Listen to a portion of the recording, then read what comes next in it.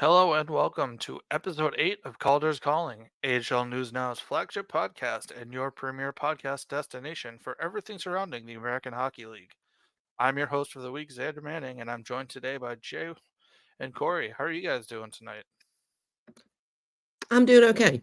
It is dark and cold here, so. Oh man, you took the words right out of my mouth. That was what I was gonna say. I'm just warming up Excited here. to be hanging out with friends, though. It's cold and it's dark, but we have hockey to talk about, so it could be worse. You just took the words out of my mouth. I was going to mention the hockey, but anyways, See, we're all on the same page tonight. We are, and that's what matters. But unfortunately, we are without Dina tonight, but as I say, the show must go on. Before we kick things off, I want to remind you all that you can find our podcast on Spotify, Apple Podcasts, Audible, and pretty much anywhere you can find a podcast. And that's just where you can listen to us. You can also find us on YouTube, where you can see all of our wonderful faces and all of the videos that we reference throughout the show. If you're currently watching on YouTube, feel free to like, share, and subscribe so you can get every video and episode straight into your feed. I'd also like to thank our show sponsor, Document Doctors. While not on the ice, they can help you and your business optimize and increase your revenue and profits to a bigger slice. Check out documentdoctorsllc.com and don't forget to mention that AHL News Now sent you to them. First off, let's get into our quick hit segment. And we have some discipline issues out in Calgary, I understand. Yeah, they're having it's been a big week for Calgary, and not necessarily in the good way. Alex Gallant has been suspended for 4 games. There was a cross-checking incident in a game versus Abbotsford on November 26th. Gallant will miss games on December 1st, December 3rd, December 8th, and December 10th. So that's big loss for the Wranglers. And just to kind of add to that, Brett Sutter, who I believe is the captain over in Calgary, he's got a lower body injury and he's going to be out week to week. So 2 different pieces of bad news for the Wranglers. That's 2 big pieces of their team. So hopefully hopefully Sutter's not out for too long, and hopefully losing Gallant does not impact them super negatively. It's too bad for a team that's doing so well too. Yeah, exactly. I think it'll be interesting to see how they do especially without the captain. Because this is a team that's on such a good run right now, and messing with that, like even in the smallest ways, sometimes gets a little bit hairy. You know, like there's a reason that they keep lineups the same when the team is doing well. Missing those guys, they're going to have to plug other guys in those spots, maybe move more of the lines around. So it'll be interesting to see how they do this weekend against Henderson, who are kind of a little bit on the struggle bus right now, if I recall the standings correctly. Corey, I think you got something happier though. Yeah, well, we do have a little bit of a milestone to hit in the early stages of the season. The Hershey Bears became the first team to hit 30 points, courtesy of their 6th straight win on Sunday, their 2nd straight 2-1 decision over the Iowa Wild. Hershey's 15-4-0 start is up there with some of the best ever marks for the AHL's longest tenured franchise, with the 2006-2007 team and the 1957-58 team for the most wins through 18 games to start a season. And coincidentally, not so coincidentally, both of those teams either went to the Calder Cup finals or won the Calder Cup. So that always is a nice stat to bode pretty well in the early stages of the season. No guarantees, of course, but through a quarter mark of the season, it's always good to hit that kind of milestone. And we'll keep it here in the Atlantic Division here in terms of players being sent to the principal's office. We'll be discussing forward Garrett Wilson of the Lehigh Valley Phantoms, who was suspended for 1 game as a consequence of a roughing incident in a game versus Rochester on November 25th. Garrett Wilson will miss Lehigh Valley's game on Friday, December 1st in Hartford. Now, how bad was that incident? Did you watch that at all, Corey? I got to see the clip briefly. I think that it was probably the right call for it. It was a little on the nose, but overall, they take so many different factors into consideration with that. I think that one game is, enough of a message to send.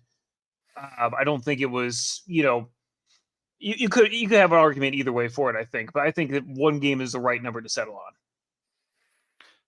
Now, like you said, we'll keep it in the Atlantic Division. Springfield Thunderbirds set a season high with a 7-goal game against the Utica Comets over the weekend. And not only was it 7 goals, it was a 7-0 shutout against Utica. And they had goals coming from 6 different goal scorers. Now, if that doesn't speak depth, I really don't know what does. And we've been talking a lot about milestones recently, so might as well talk about a few more. Milwaukee Admirals' Cal O'Reilly became the 15th player to play in 900 AHL games in league history this past Friday. Did this as a member of the same franchises he made his professional debut with. Quite impressive there. Syracuse Crunch captain Gabriel Dumont skated in his 700th game, also on Friday. Also another impressive number there. And a milestone taking it back to the Lehigh Valley Phantoms. They welcomed their 2 millionth fan to the PPL Center. Family was treated with a Phantoms premier membership for the remainder of the season and a ceremonial puck drop on the ice. The Phantoms then went on to beat the Rochester Americans 5-4. What a great way to spend a Friday night, You walk in and they say, hey, you're dropping the puck on center ice. I know. I wonder, what kind of,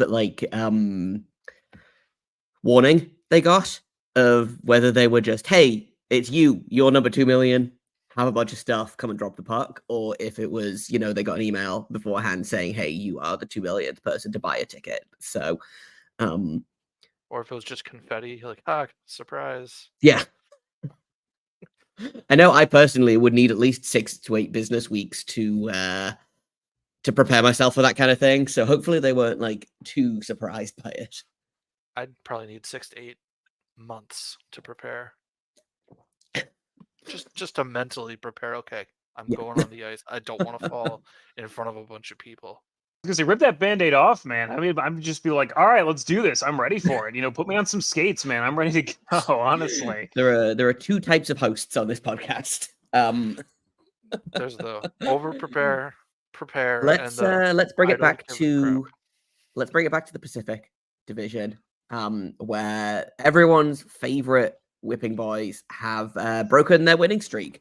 The San Diego Gulls beat the Chicago Wolves 3-1. They had a 13-game winless streak going. After they went 2-0 to start the season, beating, I believe, the Ontario Reign both times, who are currently sitting second in the division.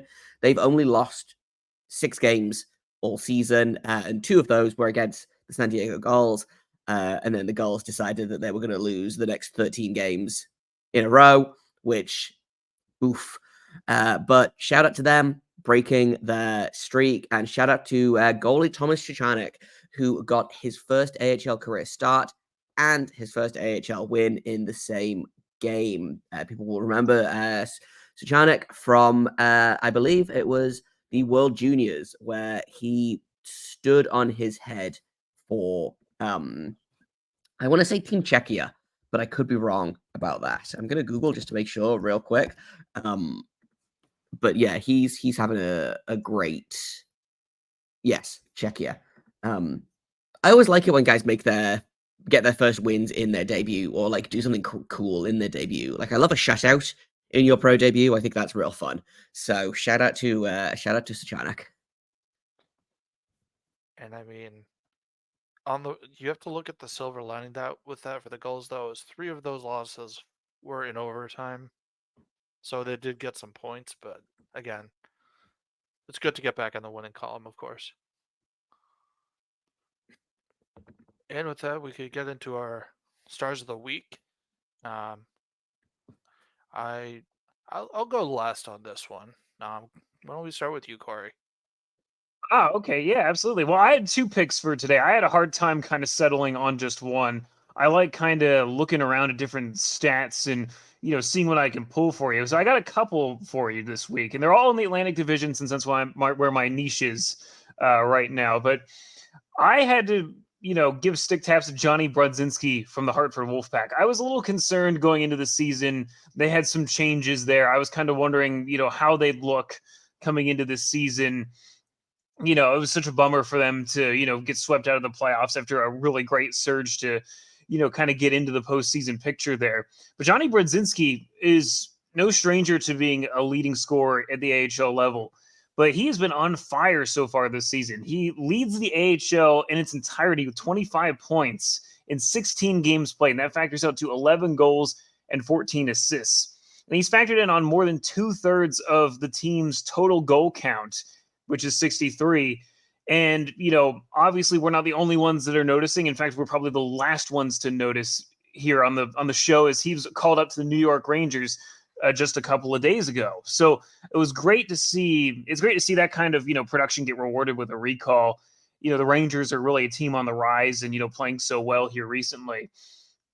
And on the flip side, I had to also give a shout out to rookie Samu Tumala from the Lehigh Valley Phantoms, who is on a tear and one of the top rookies in the AHL with 9 points in his last 5 games. That's 2 goals and 7 assists, but 9 points in 5 games. As a rookie, you really can't beat that. And, it's no coincidence that the Phantoms have, at least a 0.5 wins in their last 6 games.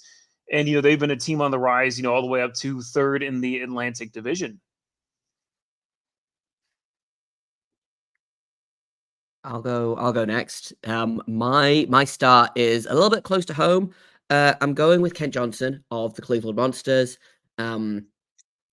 Is playing this league on easy mode right now. He has, I think, 15 points he has 15 points in 10 games played so far this season. He's got 5 points in his last 4 games. And in the one game that he didn't record any points in, he scored maybe the best shootout goal I've ever seen in the AHL. So I'm giving him the star of the week honors from me. And I miss him in Columbus, but I'm real excited to see what he's doing in Cleveland. Obviously, Emil Bemstrom got the AHL Player of the Week from the league because he has also been on fire, and those two are just having so much fun playing together. I think that's a really, really good pairing for Cleveland. So, I could have chosen either of them, but in his he has 8. Emil Bemstrom has 8 points, including 6 goals in his last 4 games. So shout out to the duo up in Cleveland doing some really fun things right now. That was a very nice goal. I did see that goal. You want to talk about easy mode? That was easy mode, to say the least. Yeah, I feel bad for the goalie. I really do. As a goalie yourself, I imagine you do. Yeah, it gave me hives to think about someone doing that to me, but I can respect a really nice shootout goal, even if I am morally opposed to the concept of goals being scored ever. And even though she's not here, Dina did want to include a star of the week. Matvey Petrov from the Bakersfield Condors. He scored his first professional goal, and it appears it spurred the teddy bear toss out in Bakersfield. So props on him for scoring that goal. And on a bit of a more, I wouldn't say a more heavy note, but on a sort of off the ice kind of note, I wanted to give my 2 co-stars of the week to Sam and Will Bitten on the Thunderbirds. And no, not because they're on the Thunderbirds, but because they started a foundation called Bitsy's Army a few years ago, where they try to raise money for brain cancer. And they did this after their cousin Martin Pichet died of brain cancer back in 2021. And so every time that Will, now that Sam's in the league, they auction their jerseys off for Hockey Fights Cancer, all of the money that they get from that goes towards brain cancer research. And obviously that was this past weekend against Utica.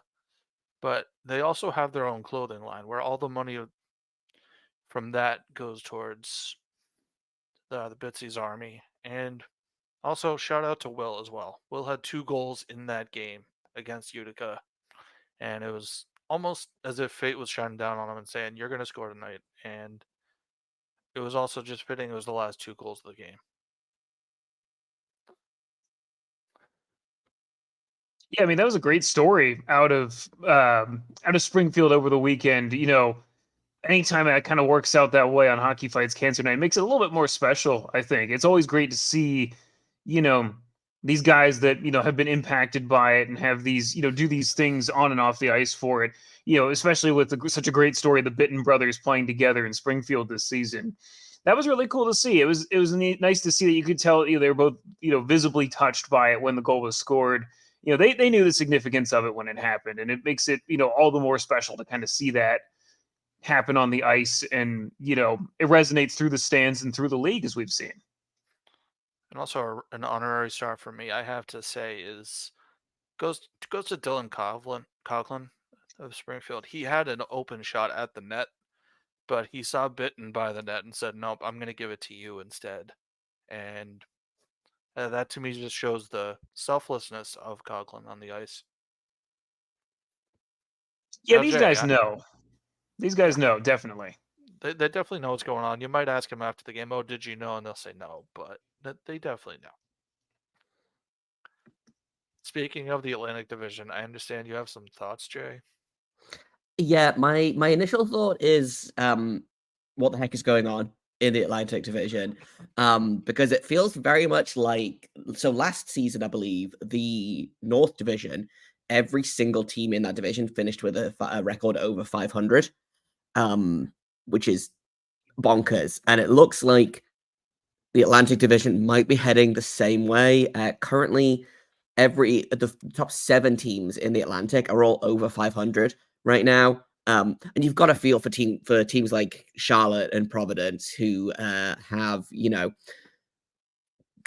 Charlotte is 10-7 and is 7th in the division. Providence is 8-1-2 and is sorry, Charlotte is 6th in the division. Providence is 7th in the division. The Bridgeport Islanders are the only team under 500, which is just a wild stat. Providence is 19th overall in the league and second off the bottom in their division. And obviously, you guys probably can speak more on this than I can because you cover teams in that division. But what the heck is up with the Atlantic? Is it just that the teams are all close together and they don't have travel issues? They're not sitting on a bus for long periods of time. Do you guys have any thoughts on what the heck is going on at the Atlantic and why it's so good this season? I'll let you start, Corey. I got a lot of thoughts, but you can just start on this one. All right, sounds good. Yeah, I think it's just the parity is really good in the Atlantic, and you see a lot of these teams that play each other often. I know from my side of things, it's Hershey and Lehigh Valley and Wilkes-Barre, and there's been a good healthy mix of Bridgeport in there as well. The good teams are finding ways to win a lot of games off each other, so much so that you're seeing some of these teams with pretty good records, like the Providences, the Charlottes, the Wilkes-Barres. They're at 500 or just above it, and it's a surprise. And, it's honestly at this early stage, like a justification for the playoff format, of course, allowing 6 teams to, officially make it, even if they kind of have to play that, that little bit of a play-in around there. But it just makes that, those standings points more valuable. But the one thing I'd like to, also mention is that this race is still really tight. Even though Providence is in 7th, they're a 2-point differential, a win and a loss by another team away from jumping up as high as 3rd. So, it to me seems to be a little bit of an indication that, hey, we're probably in for a battle all the way down to the last, days of the regular season. It's good to get your points in now type of thing to, build up a winning streak. But it's also, a little finicky too. I mean, you've seen Lehigh Valley. We talked about them a little bit earlier. They've been on a run where they've gone 5-0-1 in their last 6 games. That's enough to lift anybody from a basement spot into a playoff spot or some really good territory as they currently occupy 3rd place. So obviously we're getting a little bit ahead of ourselves talking about playoff seeding and all that stuff. We're only at the quarter point in the season, but I think it's just some really good parity that's showing early on this season, and maybe some teams are really splitting their series with each other down the middle. I mean, Yeah, I think it feels a lot like this league. This division is like the Thunderdome of the AHL. There was a couple of seasons ago where that was the Pacific Division. And going into that, you had to face the Wranglers and the Ontario Reign and the Eagles, all of whom were just murdering teams left, right, and center. So it feels a little bit like that, but more. It's obviously very early. These teams are extremely close together, like you said. Seventh place and third place are 2 points ahead against 2 points separated. And it's not even like Hershey, which is who's on a really good run at the minute. Like they're at 30 points on the season, but Hartford is only 4 points behind them, and they've got a game in hand. So it's not even like someone is running away with the division. It feels extremely plausible that a team like Wilkes-Barre or Wilkes-Barre Scranton could go on a hot streak and end up in that number one spot. So I think it's fun when hockey's like that. It's fun when all of the teams are kind of in a similar position. I think it's boring when the league is won in November. I think another thing to point out about this that we're not really discussing is the teams in the Atlantic haven't really played each other as much as you would think. Like they're local and sure they play each other some, but Hershey's played what, 4 games in the last few weeks against Iowa, and Springfield's been playing Rochester, they've been playing Utica. They've played a few games against the Atlantic, don't get me wrong, but they're not playing each other constantly as much as they have in past. And Uh, it's I just will say, Xander, one counterpoint to that is that the Bears played Iowa after spending the last month playing just Lehigh Valley, Wilkes-Barre, and Bridgeport. So, yes and no, honestly. It was nice to see somebody else this weekend. well, again, I will. That's a good point, but I will say, it's what, 4 teams that you've played in the last month. It's it's not necessarily saying, all right, well, we played Lehigh Valley, then we played Springfield, then we played Hartford, and then we played Bridgeport, and then we went back to Lehigh Valley, and then we went to Wilkes-Barre Scranton. It's not a variety of teams, and you can't really get a variety of point differential when you're playing basically the same teams over and over, or a variety of teams. There's no middle ground between these teams, I found.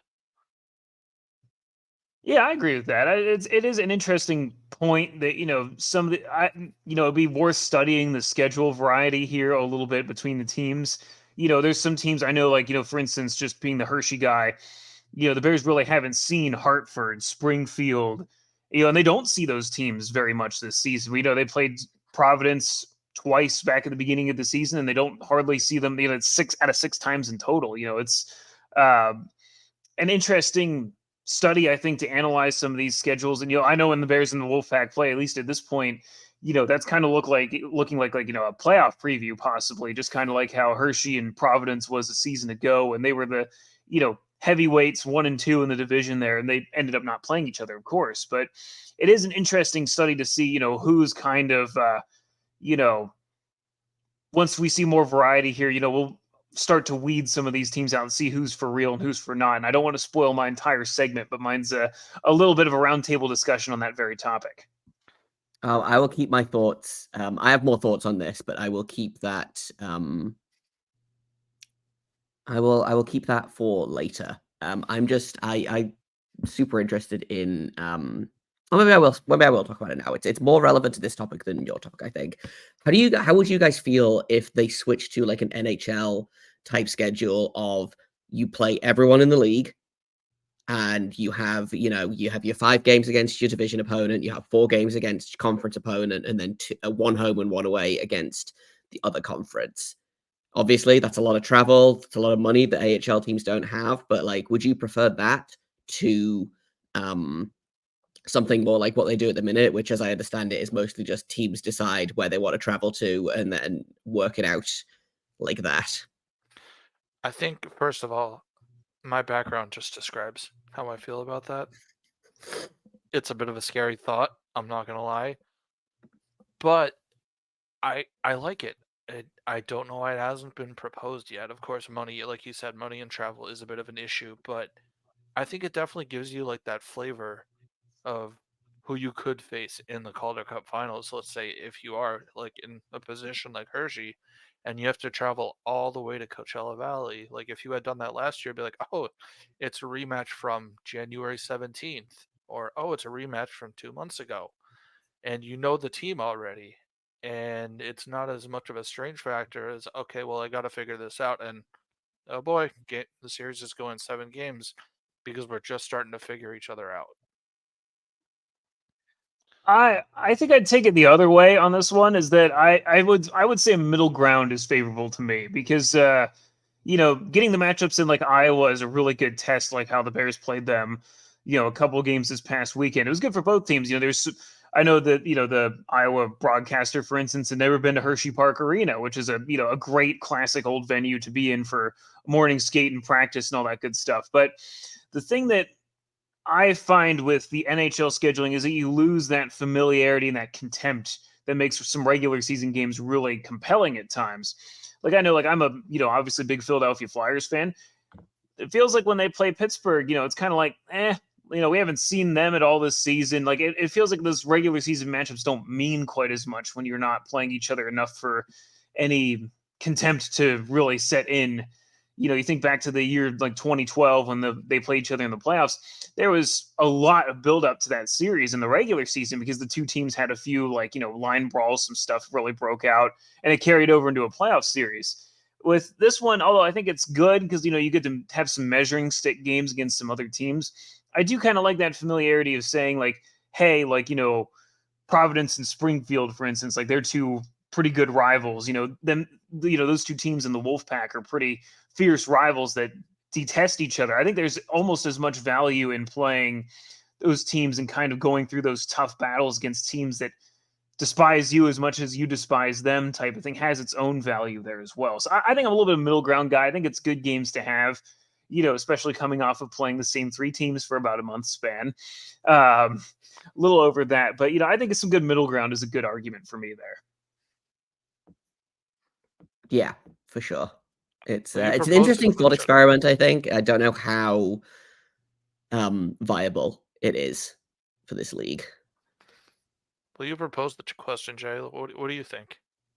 I would like it, but that's because I like watching. I mean, I like watching hockey. I like it. I get excited. I like to watch teams that I haven't seen before as well. So like when I was in San Jose at the start of the season, they played Rockford, and I was like, oh, cool. This is a team I've never seen before. The Texas Stars were in town last season while I was in San Jose. Obviously, they've just had Charlotte in town. I think it's fun. I think it's fun when you get to play a team that you're not super familiar with. I think especially coming from someone who covers the Pacific, where it is just, why, for the love of God, are we playing Coachella again? Why are we playing Bakersfield again? I've seen the Bakersfield Condors 800 times this season. I would love to see literally anyone else, So I get that it's difficult for the league, but I think it would be fun if, there would be more kind of parity in the schedule. I would enjoy that, but I understand that it's not super realistic for the league right now. I mean, it was definitely fun, I will say, when I was covering the Thunderbirds after they went to the Calder Cup and they had 3 straight weekends of Western Conference opponents come to Springfield. It was definitely interesting to see Rockford coming to town, Grand Rapids coming to town. And you see, like, okay, so this is what Western Conference hockey is like. And I'm sure they see on the other side of it, oh, so this is what the Eastern Conference is like. And it's not just Grand Rapids playing their typical Eastern Conference team like Toronto, or like then Springfield had Milwaukee come in. It's like, okay, well, they're kind of like Rochester, but they're not in the same conference. I have one small gripe as a hockey consumer, and this is an East Coast problem. Time zones. When the Bears were in Coachella Valley, as much fun as it was to experience and all that stuff, I was tired of staying up until 1 a.m. for most of those games. Buddy, are you talking to me about time zones right now? Are you actually talking to me about time zones right now? I maybe slept for like 3 hours after they won the Calder Cup and came back and all that stuff. And it was like I said at Game 7, I'm like, at least I know one way or another this is the last time I have to do this for right now. So, I'm sure it's probably harder for you than it is for me, of course. But that was one of those things where I'm like, I won't mind playing Wilkes-Barre and Lehigh Valley so much during the regular season for my own sanity's sake. I'm sure it was partially adrenaline after they won the cup, though. So that's probably why you only got 3 hours of sleep. And also because I stood in line to buy merch, but that's a whole nother story. I knew there was more to the story than you were telling. They had those boxes. They had the boxes of the merchandise in the corner since game 6. And I was like, I need to know what's in there. I need to know what it looks like. Come on. It took all until, about 1:15 a.m. for me to find out, basically. So wouldn't trade it for the world, of course. But, it was one of those things where those nights, and, we stay up for, we're all NHL watchers as well. I stay up for, a couple times a year for when the Flyers go out west there too. Flyers After Dark is a thing, and I love it. But keeping it a premium, I think, is my big thing.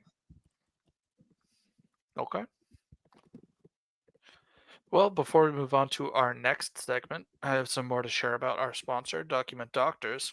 Is your business growing beyond the four walls of your office? As businesses grow, so do the challenges of keeping people trained, safe, and supportive. Document Doctors, a proud sponsor of the Calder's Calling podcast and AHL News Now, offers affordable solutions to help optimize your business and keep the good times rolling.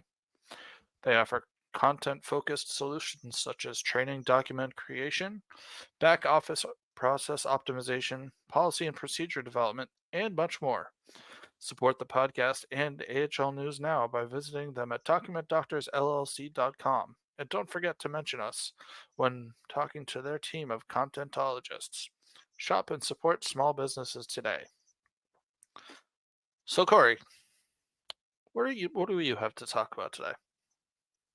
Well, kind of piggybacking a little bit off of what Jay started here, but I noticed a trend. I was looking around. I was really, thinking I wanted to do a segment that kind of I could open up to you guys to talk about a little bit more than just me rambling here for a little bit. But one of the things that I wanted to ask is who's hot and who's not, and who's for real and who's not for real. And I bring this up because one of the kind of points that came out of the Bears series against the Iowa Wild is that both these games were very close. And, Todd Nelson mentioned after the game that he felt that the Iowa Wild were a playoff team and they're going to get it sorted out. And, they're going to, obviously, hopefully go on a run there was his line of thinking there. But you wouldn't have guessed that looking at their stat line, sitting fourth in the Central Division at 6-9-1-1. So my thinking was you have some teams that are very hot and their record reflects that currently, Hershey, Hartford, Cleveland, Syracuse, Texas, Calgary, Ontario, just a few names that I kind of pulled them. Like these teams are pretty hot to start the season. And obviously, as I believe we're going to discuss a little bit more, there are more than a few teams that are not, of course. But I want to open up to you guys. Who do you think is for real? Like who the top contender is in your mind and who's maybe, on the verge of a breakout and who's just not going to be there at all. And we can obviously save a little bit of the discussion. I think, Zander, you have a good point to bring up about one of those teams that's not. But just some thoughts on the early season standings as we hit the quarter pole mark of the season. I was just curious to hear that he thought that Iowa was a playoff team. Not necessarily any strong thoughts, just a interesting assessment there. I I know you didn't mention him here, but I gotta say, if everything continues to go as planned, I think Springfield's for real here. I'm not trying to be a homer when I say that, not trying to say it because it's my team, but they've got depth on their team. They have a lot of players who can make the plays when it counts. Their goaltending is starting to heat up right now. I mean, Vadim Zherenko had a 33 save shutout against Utica. I mean, I know it's Utica. I mean, we can say all we want that Utica's down towards the bottom of the standings in the north, but they have a team that can score in all aspects of the game. They have good defense. They have good forwards. They've got good step. They've got depth in goaltending, and I think they're a team that can climb up the rankings. And as you alluded to earlier, Jay, the Atlantic Division is a mess right now. We don't know who's going to take that division, and I don't think they're going to overtake Corey. I don't think they're going to overtake Hershey, Corey. I'm not going to go as far as saying that, but I would not be surprised in the slightest if they were to climb up to that number 3, number 4 spot. Right now, they are, and of course, I mean number 3 or 4 in seeding. Not number 3 or 4 in the division, because they are number 4 in the division right now, if I remember correctly. Let me just look at that. Yes, they are number 4 in the division right now. I mean, 10-8-1 is not a stellar record by any stretch, but I think they do have a chance to climb up the rankings at least a bit. I again, a little bit of a homer. Cleveland feels legit to me. Cleveland had a really good start last season that was derailed first by everyone in Columbus getting injured, and then everyone that was left in Cleveland got injured. So they were playing just like the most janky, like messed up roster for huge sections of the season. Goaltending was a nightmare because it was up and down, up and down. No one knew what was going on. Turns out consistency is a good thing for hockey teams, especially one that's got a lot of young players and developing players on. Who could possibly have seen that coming? You know? Never would have So guessed. I think Cleveland is the real deal. In terms of surprises, Coachella Valley is having a real Calder Cup final hangover. They are 7th in the Pacific Division. They are 9-6 on the season. And like they're doing okay, but for a team that was so good last season and a team that, you know, was a goal away from the Calder Cup, I was surprised to see them down in the bottom of the bottom-ish of the Atlantic Division. Not the Atlantic Division, the other one, the other ocean, the Pacific Division. Yeah, that was kind of my thought with some of this was, it was just fun to kind of, deep dive into some of the standings that we saw here. You see some teams that you feel bad for in the early portions, like the Bridgeports of the world, feel bad again for Andrew Rinaldi. His teams, the Grand Rapids Griffins and the Chicago Wolves are, again, at the cellar of the Central Division. And, obviously you have some of your teams that maybe aren't surprises, San Diego Gulls of the world, perhaps, that are struggling off the bat here. It seems like there's some teams that are just absolutely feasting and some that are absolute famine. And you're kind of, left worried if you're any team really is, is this a fluke? Is this for real? I think that standings battle is always interesting this time of year to kind of see where everybody's at. Is now you can't say, oh, give them a couple more games, they'll be fine. I'm as someone who said that about, a couple of teams here and was both proven right and proven wrong. You're sort of the part where you have like a measurable sample of saying, what's this team's identity? What are their strengths? What are their weaknesses? You can't count anybody out just yet. But there's a couple of teams that I almost feel like you can start counting out in a sense. Like, I'm sorry, I'm dogpiling on with San Diego, but there's some teams that have just been that bad. And it's, sometimes I hate to say sometimes, the what's the word that I'm thinking of? I can't think of too many teams that are, going to fall in the toilet and come out with a new set of clothes on, before all is said and done this season. I mean, there are just, and then there are some teams that just came out the gates running. Like you mentioned Hartford, that's another team. As much as I hate to admit it, I think they're for real this year as well. I mean, they've had call-ups galore so far this season, but doesn't seem to affect them very much either. They seem to have that seems to be another team with depth, and they even went through a stretch where they had both of their goalies called up to the NHL, and you'd think, oh, they're not going to survive that. They got to call someone up from the East Coast League. Nope, they survived, and they thrived, if anything. So I'll put Hartford on my list as well. Yeah, and bouncing it back to the Atlantic a little bit, one of the teams that kind of sparked this thought in me a little bit as well was the Lehigh Valley Phantoms, who, they're in third place right now. Obviously, we just talked about how much of a mess the Atlantic Division really is. But this is a team that, they were looking pretty much, a contender for the bottom of the division. But now all of a sudden they go on the streak where they win 5 games, points in 6, of those in that span there. It's amazing what one really good streak can do. But I tend to think they may be more for real than we give them credit for. I mean, they were without a goalie for the entire portion of, 2 goalies even at a certain point. They just got Felix Sandstrom back. They were really relying. There was at a point where, the Reading Royals, their ECHL affiliate, were literally had 0 goalies for a little bit just because of, being totally decimated by the Flyers recalls.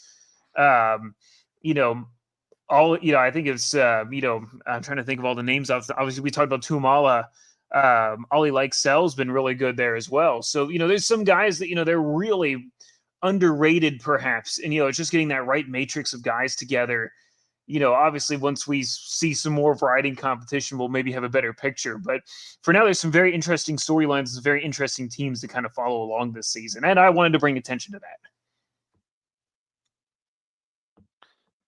Well, Corey, you touched on it, and I gotta touch on it again here. And I said it at the beginning of the season, and I'm gonna say it again.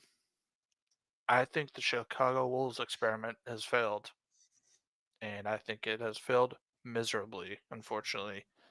Like you mentioned, second to last in the division, then the second to last in the league, even too. And the only thing that separates them from the Gulls is 1 point. One measly point is all that separates the two.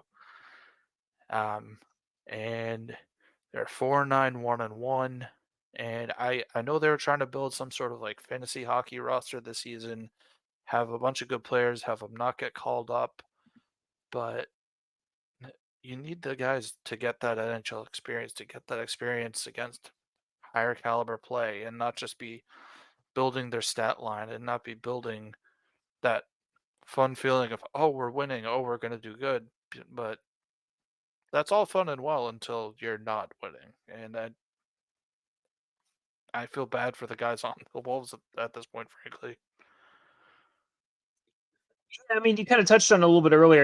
Again, shout out to Andrew Rinaldi. I feel bad for him. It's between the Griffins and the Wolves for the seller of the Central Division there again, which is a shame to see.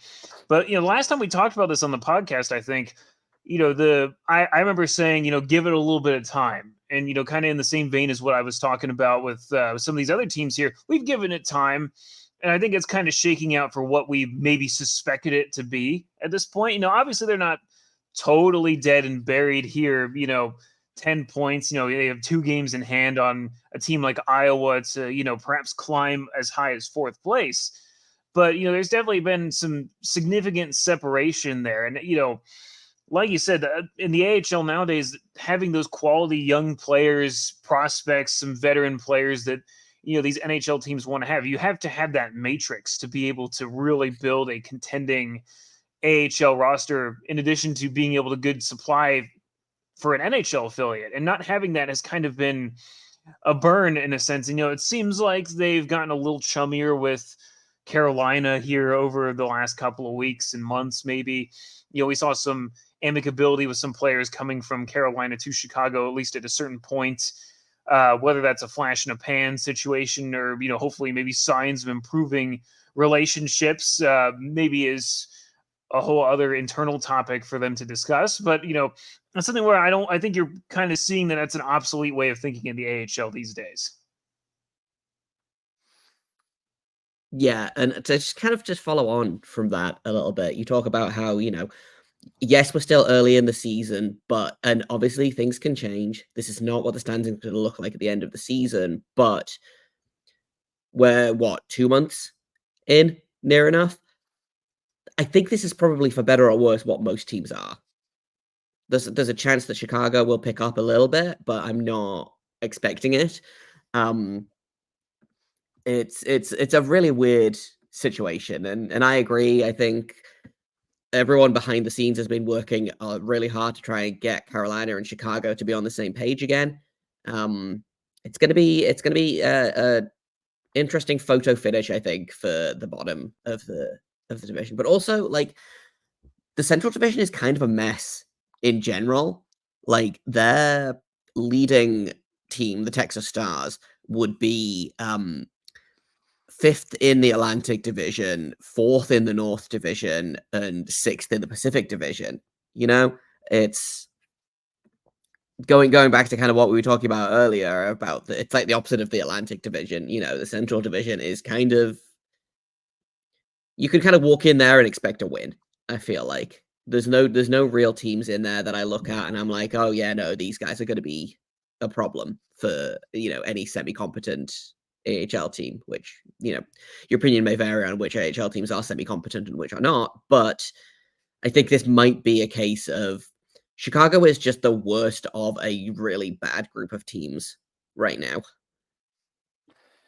I sure as hell hope that they're getting more chummy with Carolina. I mean, just look at the people that Carolina has sent down, or they have had the opportunity to have in the NHL this season. I mean, if Carolina had Chris Terry this season, they could be having a much better season. And if Chicago had Dylan Coughlin on their team, maybe Chicago would be having a better season. And it's a real shame that they were not on the same page to start out the season. And you almost wonder, which teams could be, obviously we don't get to watch every team in the AHL play every single game, but just kind of like the Lehigh Valley situations going on where they've kind of overcome some early woes to string together a few wins here. It'd be interesting to see if one team does really catch that fire and burn. But going back to Chicago, you don't have even that hope. What you have is what you're probably going to get, like we kind of talked about. So that would be my kind of concern is if I were a Chicago Wolves fan, it's kind of like, oh, this is it. You're kind of know what you're in for, and you don't really have a ton of hope that even, the right guys getting healthy and all that stuff, will really help you at any point. And, there's some teams, we've all seen our teams go through these years where, you almost say, I don't think that any help that you could possibly get from up top is going to save this group. I've seen it before. I'm sure you guys have seen it before. With Chicago, maybe this is just the kick in the pants they need to say, hey, we need to, change our ways and be a little bit more amicable, or, risk even having something more embarrassing, like, perhaps even losing a franchise. Maybe I don't know how that works, to be honest with you, but, you wonder how long the league is going to want to put up with it, honestly. Yeah, I think Chicago's realizing that maybe you can be a winning team and a developing team at the same time. And they took all of the load-bearing development out. And it's been tough for them to field a team, I feel like, because the majority of AHL players will have NHL contracts, So it felt like they were fighting a losing battle even from the start. Like a team of Carolina's AHL players would probably be the Wolves right now. Probably. And I think Chicago's starting to realize that. I think Chicago kind of just acted like a kid that didn't want to share its toys at the beginning of the season. It's like, no, I'm not going to share my toys with you. And then one of the toys broke, and they're like, crap, I don't want it anymore. And now they're starting to say, all right, I'll share. That's fine. I understand. Yeah, it makes it a little tough. I mean, this is not, it's a situation where it's like, if one of the wheels breaks down, or, the air goes out of a tire, they can figure something out.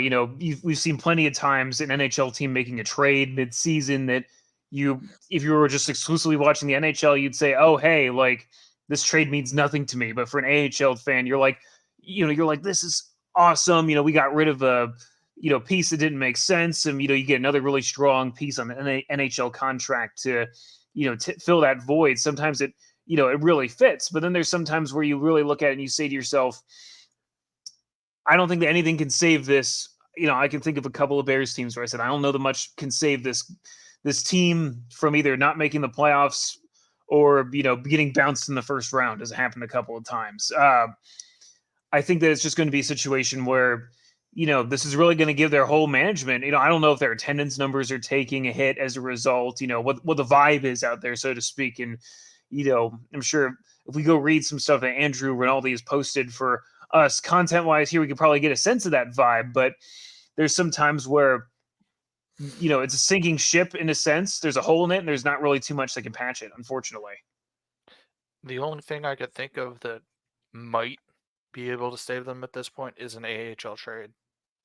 Maybe just go to another AHL team's GM and say, hey, I'll offer you this piece and maybe give me something. But rarely do you see that happen, but I guess I'm just an eternal optimist. But it's a quality thing, it's not that quality. Obviously you have to give up something to get something. But if you have a bad fit, like, we saw them trade a couple of guys to Wilkes-Barre and the only thing they got in return for that was future considerations. The bargaining power is just not at its peak. You have some good guys there like Chris Terry, but you really don't want to give up Chris Terry to not get Chris Terry in return type of thing. So that's the only thing that would concern me about those prospects at that point. Well, I guess that will do it for this week's edition of Calder's Calling. If you'd like to check out our written coverage of the AHL, check us out online at ahlnewsnow.com. You can follow us on Twitter at ahlnewsnow. Please also subscribe and rate our podcast. Also share it with your friends, family, neighbors, mailman, UPS driver, anyone you think of that would like hockey. Maybe your coworkers too. I think they like hockey too. Finally, we'd also like to extend a final thank you to our sponsor, Document Doctors. Until next week, stay classy, AHL fans, and we'll see you next week.